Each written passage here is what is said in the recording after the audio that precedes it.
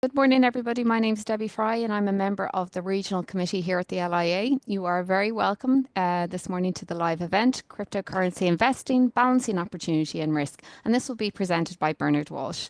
Now, before we begin, there's just a few points to cover. Just to note, this is a non-CPD event, and some of the key topics that will be covered during the event are investment potential, risk assessment, market trends, and practical guidance. Now, before we start, I just want to mention that the LIA annual conference for this year has been launched a few weeks ago, and it will take place in Druids Glen this April the 10th. There's a variety of different ticket options available to you, so if you do want to take a look at the website for more information. So now that we've an idea of what's being covered in the housekeeping out of the way, let me introduce you to our speaker. Bernard Walsh is the Director of Pensions and Investments at PwC, Ireland's largest professional services firm. With over 25 years of experience in life and pensions, he's worked for Bank of Ireland, Ulster Bank, Barclays and TSB. Now, Bernard is a regular media commentator on pensions and investment matters, known for making complex issues accessible. And in addition to all of this, he has lectured in investment management for the SIA CFP qualifications. So welcome, Bernard. Thank you very much, Debbie. Good morning, everybody. And I suppose that in the intro there, when you say about making complex things more straightforward, well, one of the more challenging ones definitely is the world of cryptocurrency investing. It does take quite a bit to get your head around it, and usually it takes time to do so because we tend to look at this through the lens of banking, of technology, computers, of software, and you really have to park quite a bit of that really to try and grasp what cryptocurrency is all about, because it's a little bit of all of those things. And it's the demise of cryptocurrency has been written many times. A lot of people have said it's a fad, it will disappear, it will be gone. But in reality, cryptocurrency has been around for about 16 years now, and possibly longer, and originally founded by Satoshi Nakamoto, which is either an individual or a collection of people. Nobody's absolutely quite sure, but it has become somewhat of a force of nature, with financial aspects to it, social aspects to it, mathematical, logical, technological, legal, and cultural aspects of it. But it's one of the most talked about parts of the investment universe. So we're going to do a bit of a whistle-stop tour through that today. We're going to start off by talking about what we call digital assets, and there are many of them. And effectively, a digital asset, it's just really an electronic file. And it's a one that holds value, and it can be owned, and it can also be traded. And there are many different examples. I've just shown you a few of them on the right-hand side. There are 6 of the probably better known ones. So cryptocurrency we'll be talking about a lot. You also have tokens, which are assets that are being tokenized on the blockchain. Plenty more to come about blockchain as well. Digital bonds are issued, traded, and settled via blockchain. Then you've got digital currencies that are linked to official national currencies as well. Stable coins are digital currencies linked to a currency, a commodity, or a financial instrument. And then you've got NFTs. So these are blockchain-based tokenized assets. And these are ones that are permanent, that they cannot be replaced. So loads and loads of different aspects of the world of Bitcoin. One of the areas that's probably got some little bit of attention, this is more a bit of fun at the start of it, is to do with digital art and NFTs, or what are called non-fungible tokens. And non-fungible tokens, these are assets with a unique identifier. That these are recorded on the blockchain, and they certify ownership and authenticity. They can't be substituted, they can't be copied or subdivided, and your ownership is recorded on the blockchain and can be transferred by the owner. And this has caused some bit of controversy in relation to some of the extraordinary values that certain digital pieces of digital art have been sold for. In reality, I saw a report that over 95% of NFT collections had zero monetary value. But I just thought I'd pick a couple of them and see if you can take a look at these and work out which of these was sold for the largest amount at auction. So I'll just give you a moment to see, was it the Clock Human one, the Merge, or Everydays?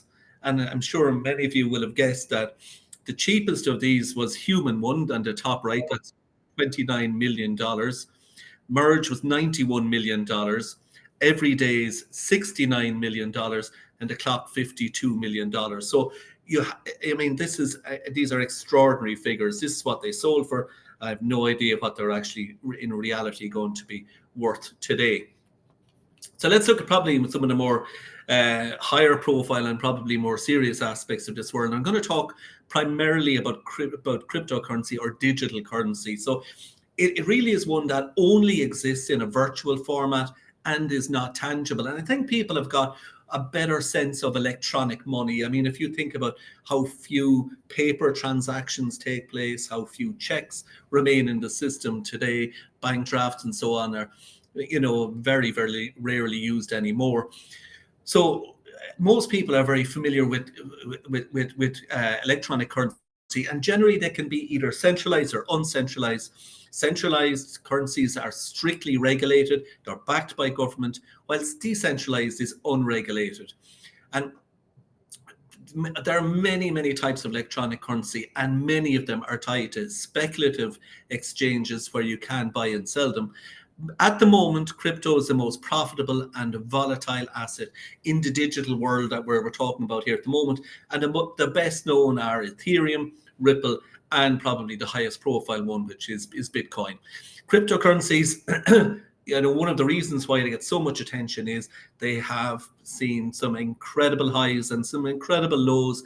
And if you were to take Bitcoin as an example, it went up by 1,590% from March 2020 to November 2021, and then crashed by 80% in 2022, and then had spectacular growth in 2023 and 2024. We'll talk a little bit more about performance and some of the reasons that lie behind that performance, but there's no doubt it's not something for the faint-hearted. So we will also hear reference to what's called fiat currency or fiat money, and that's generally what you're more familiar with. It's a money system backed by the reliability of a government issuing it, and it's used as a means of payment. Its value is linked to how the country is actually performing, lending rates, and it's referred to as being unredeemable and inconvertible. So the administration has to ensure that it's secure against duplication. So this is anti-counterfeit, and just to give real, reliability and authenticity to the system.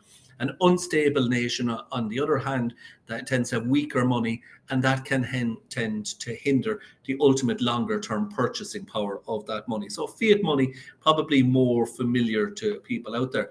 So where did Bitcoin actually come? How did it come about? Well, if you go back to the great financial crisis, looking back into 2008 and 9, the world was going through an extraordinary period of adjustment to the collapse of many parts of the financial system, and we saw it here in this country with the bailout of most of the big financial institutions in this country. At around this time, in August 2008, a new domain name called bitcoin.org was registered. And nobody's quite sure how this actually came about.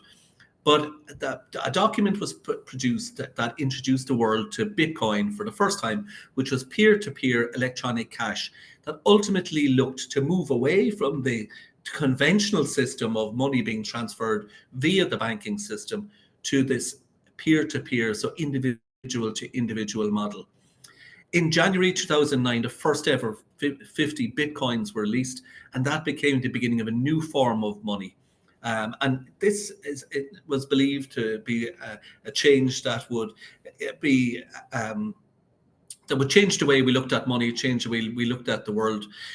In this process, you have got no middle person, you've got no third party involved in the transaction. It just involves the transactions between the users without any intermediary involvement. And the reward that's given for using Bitcoins is called mining. And we'll explain a little bit more about that at the moment. But you can use it as an investment other than using Bitcoin itself for buying services and products and other currencies. So if we look at the world of Bitcoin at the moment, this is most recent data from Statista, and it shows Bitcoin making up the biggest part of the crypto world. Ethereum and Ripple would be the next two ones after that, but there are loads of others that are operating in there. And some of these have become quite controversial over time. If you want to look at what are the best performing cryptocurrencies, and this data was just up to towards the end of last year, and you can see that you have some of these are well-known names. Bitcoin that you can see in the middle there, up about 113%. This is up to about November of last year. You also have Tron, you've got BNB, Solana, Shiba, and then the quite controversial Dogecoin, or Dodgy coin, as some people will call it. I'm just showing you at the end there just how it's performed against gold over that time. So, there are lots of ways in which you can invest and kind of access the world of cryptocurrency, but it is one that has grown and expanded, and particularly driven by when a lot of people see some of the extraordinary returns that can be made from it. So if we were to look at how blockchain works, and blockchain is the building blocks, or if you'll excuse the pun, it is the technology that lies behind the cryptocurrency. So the starting point there, number one, is a transaction is requested. Then a block is representing the transaction is created. The block is sent to every node in the network. The nodes validate the transaction and receive a reward for proof of work, and a little bit more about that in a moment. And the block is added to the existing blockchain, and the transaction is complete. So those are the individual steps in establishing a blockchain. That's how a blockchain actually operates.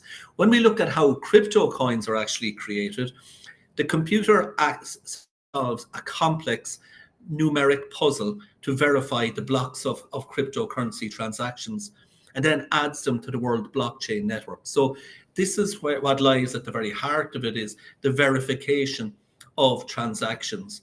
If the miner is the first to solve this puzzle before all of the other miners, they are rewarded with a cryptocurrency coin, which then enters the worldwide supply. And miners are being offered a reward for doing the job of keeping the blockchain verified and secured. And that's what is intended to prevent fraud taking place in the system. So if you want to understand then about how crypto can be sent from one individual to another.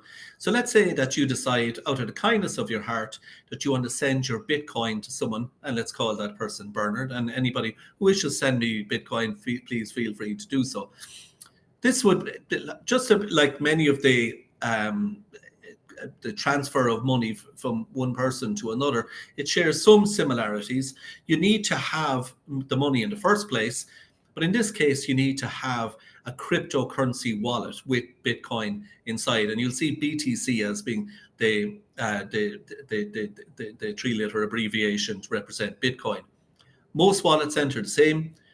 You enter the receiver wallet address, and then the amount of crypto that you'd like to send, and then you need to pass confirmations. And the chart on the right-hand side shows a diagrammatic version of what I'm talking about here. As soon as you send your Bitcoin, your transaction is submitted to the network, and it needs to be verified, and that is how we go about confirming it. So the core security measure is called a consensus algorithm, and this is what helps to keep the whole network secure, and this is what it does to avoid fraud. And it might sound somewhat of an intimidating term, but it is how the entire network validates the transaction. Different blockchains use different methods, and the consensus algorithm used for Bitcoin is known as proof of work. So if you think of the term a cryptocurrency miner, this is what proof of work refers to.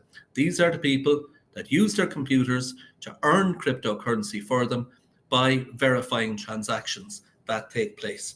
And in this example, where you're transferring as the sender to the receiver, which is Bernard, that by giving the instruction to send, by then having that verified during the system, that is how you ultimately transfer your Bitcoin to me. The alternative to this would be typically transferring money. Usually that is done via a central banking system or through financial institutions. None of those are required in the world of cryptocurrency. So let's look at who actually holds cryptocurrency and some of the reasons why. I like this quote here: Bitcoin will do to banks what email did to the postal industry. So I think it's a great term, but let's have a look at why people say they're holding it. And let's look at the top one: I want to make money. So there's no doubt that the major reason why people are holding cryptocurrency is that is to make a speculative gain. I want to diversify my assets. I believe cryptocurrency is the future. So, there's quite a large percentage of those that hold it actually believe that. And, working your way down, I enjoy trading and investing in crypto. I think crypto is a cool thing to have. There's no doubt that it has become quite a fashionable thing for people to have. I want to be able to pay people without a middleman. That's an interesting one, and one of the areas that has is an advantage of the world of cryptocurrency, but also one that causes concern is the lack of an authority that can act in the middle, that can regulate the system to a greater extent. So if you're to look at who actually are the big holders of crypto, one of the biggest owners in the world is considered to be MicroStrategy.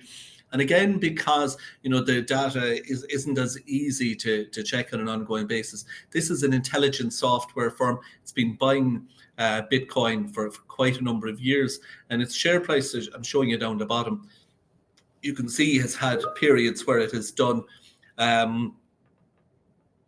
has been performing incredibly well, and has had the highs and lows associated with cryptocurrency that you can see there on screen at the moment. So you can see there, MicroStrategy is the top holder with about 31.6 billion. And you've got a range of other entities that hold smaller amounts than that. It is quite, a pretty widespread holding that you see for Bitcoin at the moment. Let's look at what parts of the world where Bitcoin is prevalent. And you can see an extraordinary level of growth that has taken place in South America in recent years, with Argentina having one of the highest levels of ownership, as 19% of the population holding Bitcoin. And perhaps this might be due to rampant levels of inflation or falling confidence in their own national currency.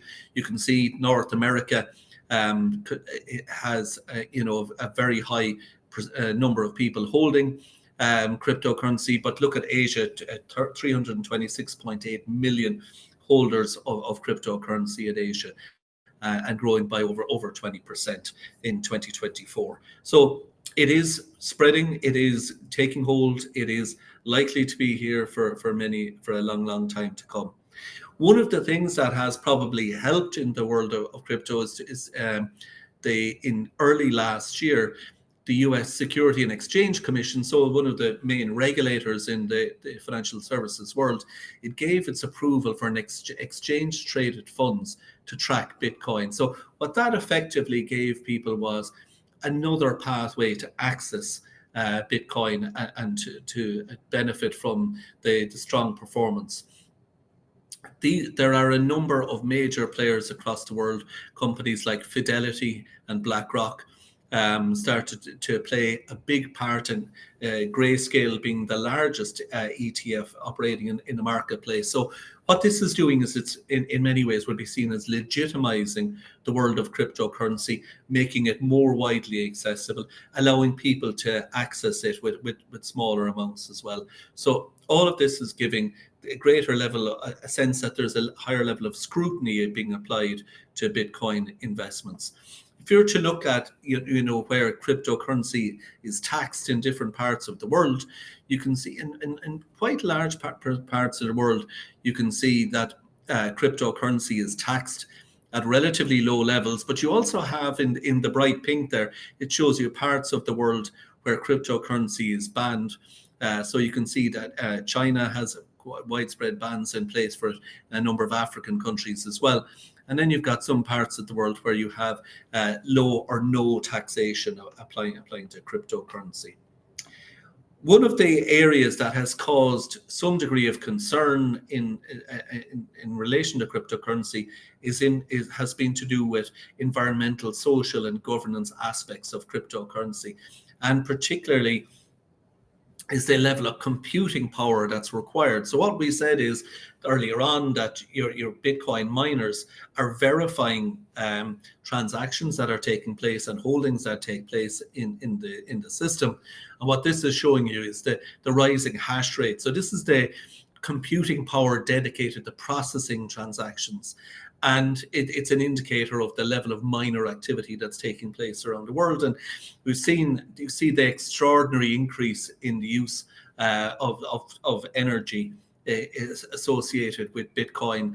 I've heard estimates at different times that in 2023, that Bitcoin mining used the equivalent energy as the city of New York City in a year. So it's an enormous amount of energy that's actually being used, and it is quite a cause of concern for many at a time when many businesses and organizations are trying to reduce energy consumption. It is estimated that the carbon intensity of Bitcoin was 14.2 million times that of Visa credit card transactions. And there's no doubt there are plenty of variables associated in assessing something like a cryptocurrency network, including how transactions are actually validated. But the proof of work process that is being uses significantly more energy than Ethereum uses, which is the second most prominent current cryptocurrency operating in the system. Some of the crypto mining companies have started using renewable sources of power and have committed to some degree of carbon offsetting, which will undoubtedly help. But it is estimated that powering Bitcoin's yearly energy requirement via green energy would require the equivalent infrastructure of the entire US solar fleet. And many countries, including China, have banned it, while others have restricted it. And one of the key reasons is because of the enormous level of energy that is being used by the system. And the chart on the right-hand side just shows you the Bitcoin usage compared to that by a number of different countries across the world, and some key comparisons there. If we were to look at some of the other aspects of ESG, so we've talked about the E there. If we look on the S side of it, crypto is made available to anybody who's got a smartphone or a laptop. So it can help to extend finance to those that maybe are excluded from the conventional banking system. But according to Reuters, crypto thefts and hacks equated to over $2 billion in 2024. So customers can be targeted, they can become victims of fraud. It is, in many ways, an unregulated industry. Some of the regulatory bodies are starting to crack down on some of the social implications of cryptocurrency as well. And in the EU, for example, there are some proposed legal changes to decrease the financing of terrorism, money laundering, and cybercrime as well. So these, unfortunately, by trying to crack down on some of the more illegal uses of cryptocurrency, then that challenges one of the key positives in the system, which is the anonymity that you can gain from it. So it is this trade-off between transparency and avoiding illegal activity, and also trying to maintain the authenticity of the original cryptocurrency system. In terms of the governance aspects, it is a decentralized method where you cannot find who is responsible, and anybody can create a cryptocurrency, and there's no single entity that enforces regulations. There are some that, for example, the SEC, as we mentioned earlier on, is providing regulation for the ETF aspect of it, but there are no laws at the moment that will regulate the entire system.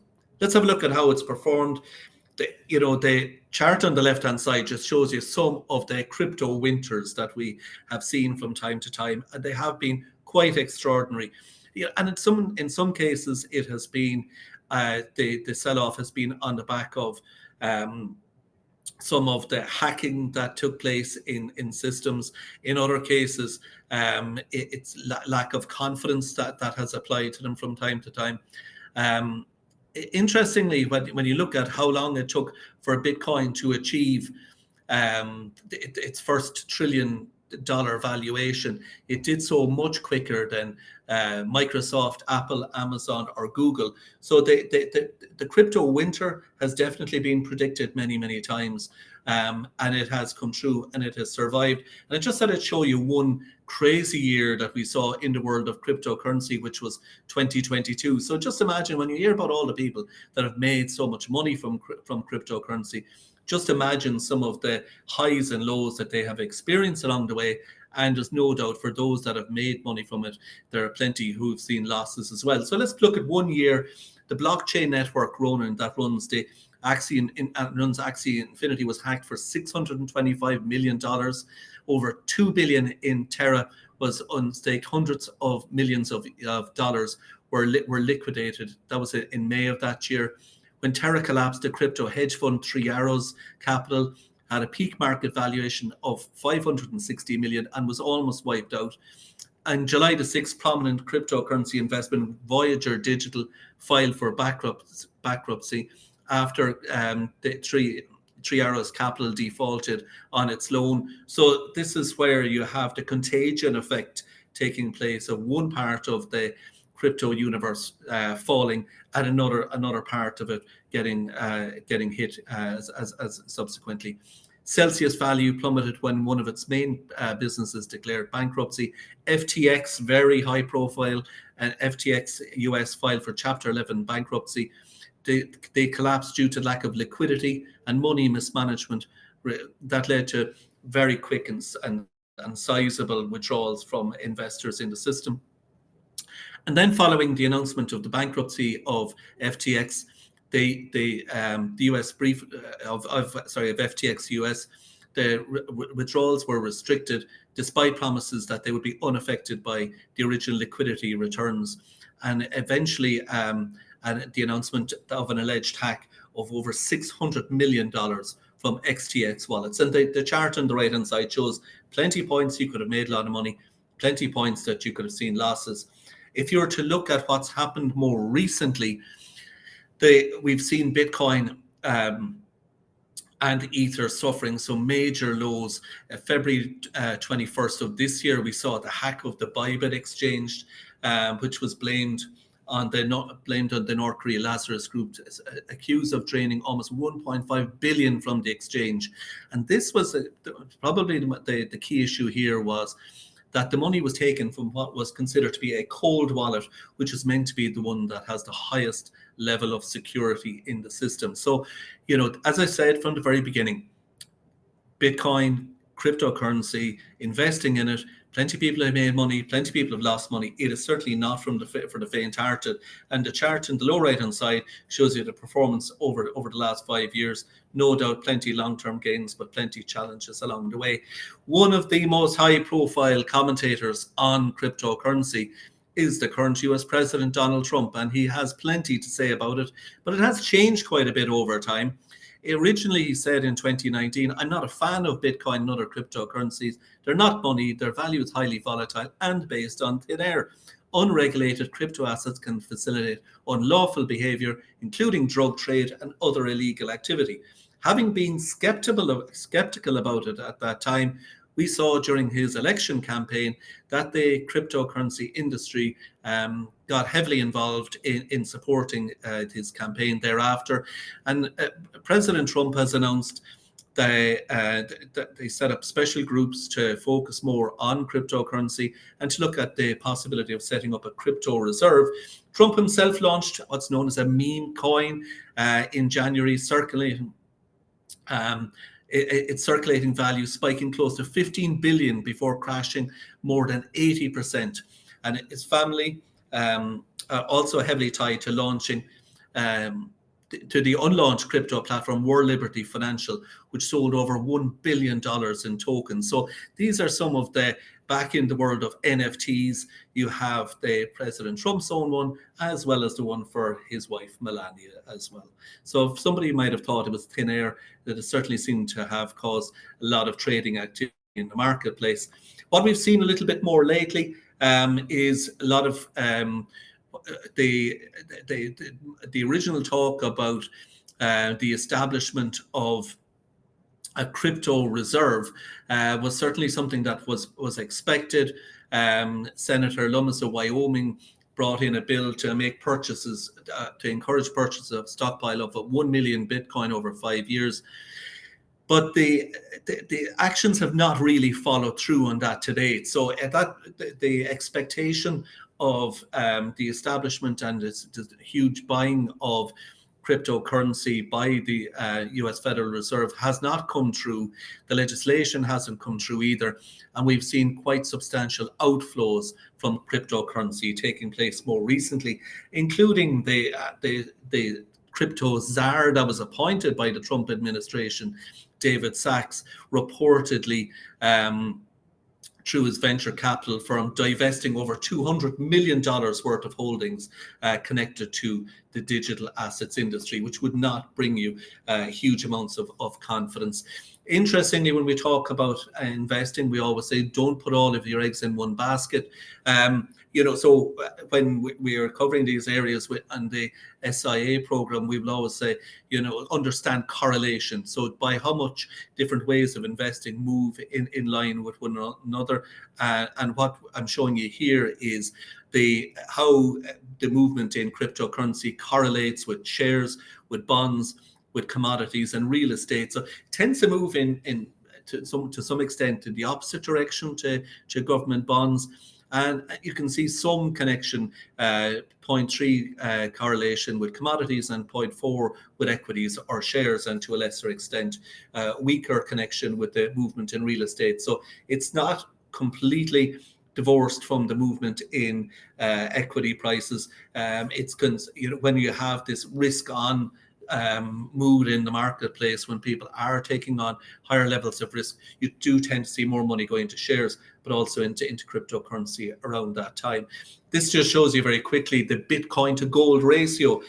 So how many bars of gold does one Bitcoin buy? And you can see it's just an interesting, because there are two areas that have seen quite a lot of speculative investment. And also you've started to see central banks at the other end of the spectrum, central banks starting to look more at this as a possibility. We've seen some even European governments have started to set up working groups to establish whether or not they should be including crypto as part of their reserves, along with what they've been adding to in relation to gold of lately. And we're starting to see a greater level of regulation coming in Europe as well.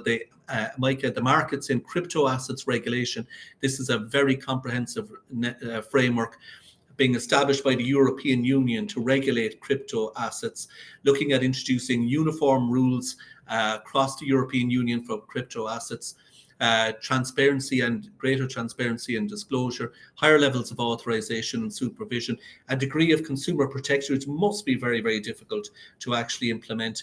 And the regulation came into force in June 2023, but it's taking quite a long time to actually take effect across the European Union. I'm coming towards the end now, and just have a look at some of the pros and cons of investing in cryptocurrency. There are as many different views of it as you can imagine. The advantages are things like high potential returns, some degree of diversification from other ways of investing. They are in limited supply.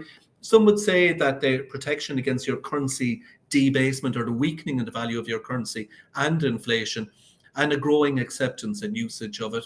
On the other hand, they've been extremely volatile with potentially large losses. Just remember, not all cryptocurrencies were created equally. They're not all the same. You've got some positive correlation with equities and gold, so they're not completely separate from in terms of performance. So some would suggest that you can diversify your portfolio significantly by investing in cryptocurrency. Not necessarily the case. There isn't an unlimited supply of cryptocurrency out there. They may be a poor store of value if you've got extreme volatility and restricted usage, and their unregulated nature and your risks of unscrupulous behavior are significant. Nassim Taleb, the famous author of The Black Swan, said that Bitcoin is the beginning of something great, a currency without a government, something necessary and imperative. There are as many commentators, including Warren Buffett and his former colleague Charlie Munger, would say the very, very opposite. That's it from me, Shinawil. I hope that's given everybody a whistle-stop tour through the world of cryptocurrency. This is only intended to really scratch the surface and give you a very basic introduction for what is available out there today. We could spend hours and days on it. But at that, Debbie, I'm going to hand back to you, and thank you all for your time No here today. problem. And listen, thank you, Bernard, for filling the session so well. We are out of time here, so I just want to thank Bernard again for the presentation. It was extremely insightful. And thank you to all of you for joining us this morning.